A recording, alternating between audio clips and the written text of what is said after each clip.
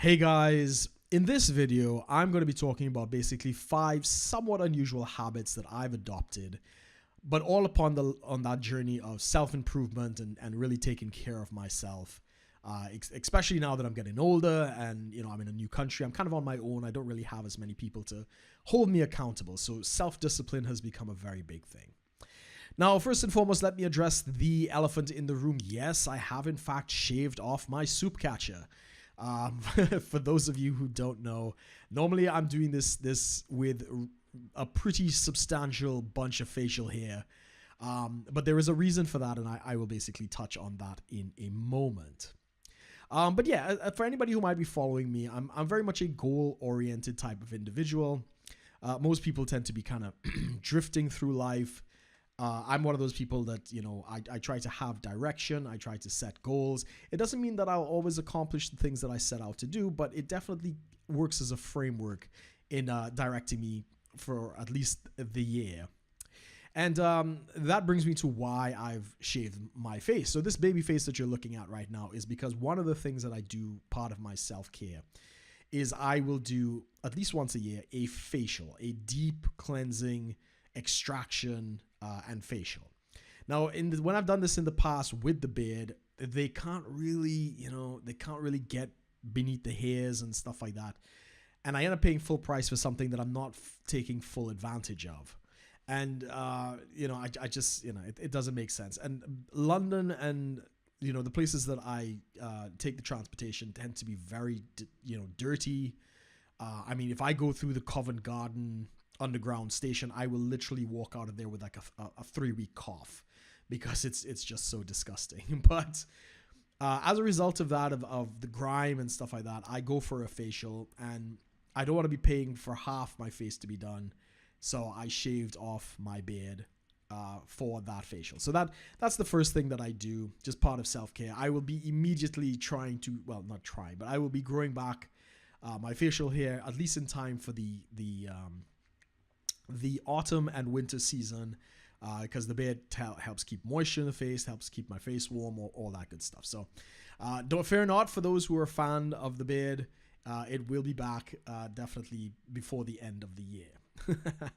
The second thing that I tend to do for myself every year, definitely is set out a number of goals. So as I've already expressed, I set out personal goals about who I want to be. I kind of define myself as, these are the characteristics I want to develop, whether it's I want to be more generous, I want to be better at my portfolio management, I want to be more courageous, healthier, whatever the case might be. Maybe there's a weight I'm trying to get my body down to. So I definitely set those goals out every year. And, those I don't always meet those goals. I don't always have, a clear plan on how I'm going to accomplish those things, but they serve as a framework for the year and sometimes longer. So for like this year, I'm definitely going for my driver's license. I've passed the practical examination with very high marks.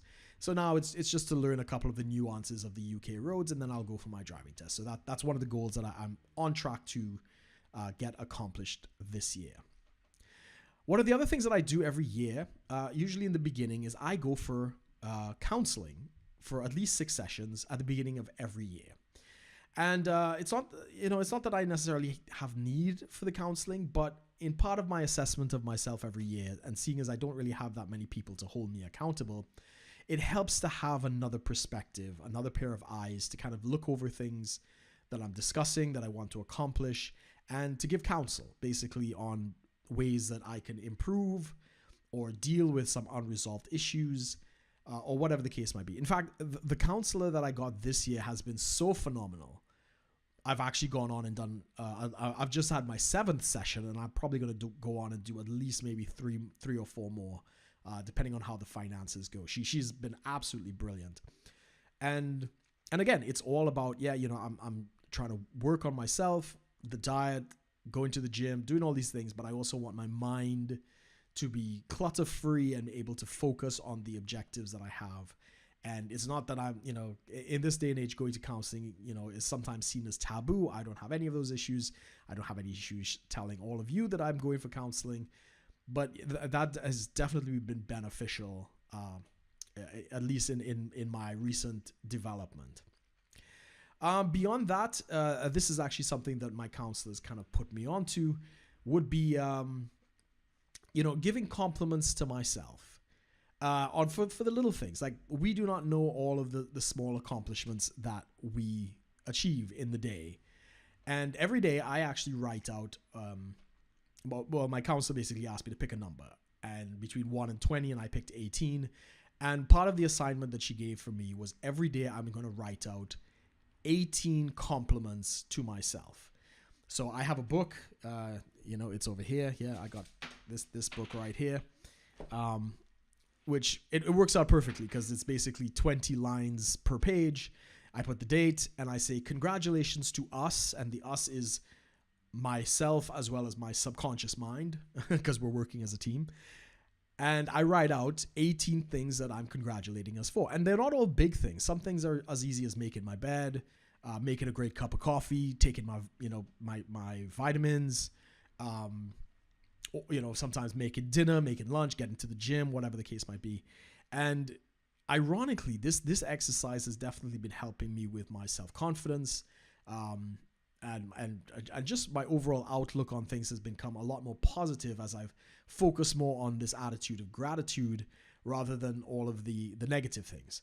And I've seen a difference in how I've interacted with people, how I've responded to situations based on this exercise that I have undergone. And the last thing that I've kind of adopted as well, well, for those of you who know, I've been on the carnivore diet now for, I don't know, maybe going on to 8 months. I've lost substantial weight. Even though the weight loss has kind of stopped at this point, my body has continued to go through changes. And as a result, I've had to buy some new clothes. In fact, the shirt that I'm wearing right now, I think this is from TM Lewis. I've been, treating myself to decent, good clothes. Not just the kind of off the rack sort of stuff. The reason I picked this company is because I have very strange proportions. My shoulders are very wide. My neck size is about 16, around there.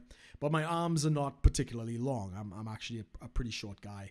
And as a result, I always have these bunched up sleeves if I go like just off the rack. But this company, they actually allow you to adjust the length of your sleeves. So this is the first one I'm trying out today.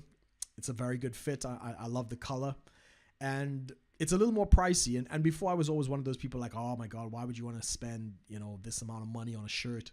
But I've come to realize that I'm worth it, and I should treat myself to good things.